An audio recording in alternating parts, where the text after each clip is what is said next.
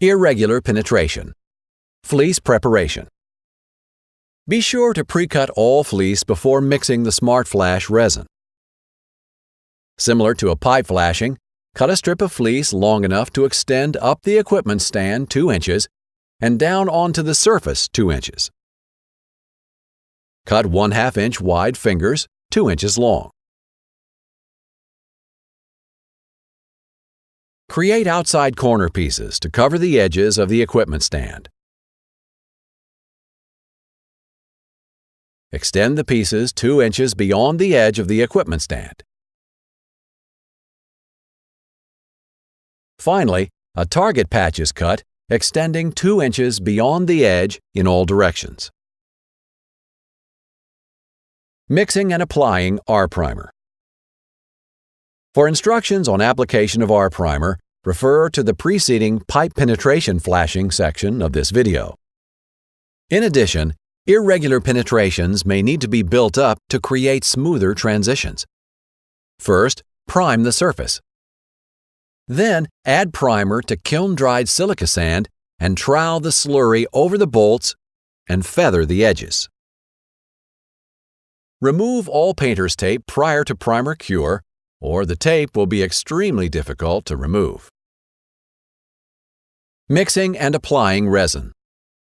Once the primer has completely dried and all of the fleece samples have been prepared, you are ready to install the flashing. Begin by retaping the areas to receive resin, including the modified bitumen roof surface. Like the R-primer, SmartFlash resin is provided in pre-measured mixing bags. Remove the rubber seal and begin kneading and mixing together components A and B. The material is thoroughly mixed when it is a uniform color with no light or dark streaks. Pour the mixed resin into the application bucket provided in the flash pack. Similar to the primer, all resin material should be used within 30 minutes. Apply the resin to the surface at a rate of approximately 4.5 gallons per 100 square feet. This will vary depending on the texture of the substrate, but should represent about 2/3 of the total resin needed to saturate the fleece. Roll or brush on using a broad, even stroke. Wrap pre-cut finger flashing around the L-foot bracket, smooth side facing up. Using a roller or brush, work the resin into the fleece, saturating from the bottom up. The appearance of the fleece should be light opaque amber with no white spots.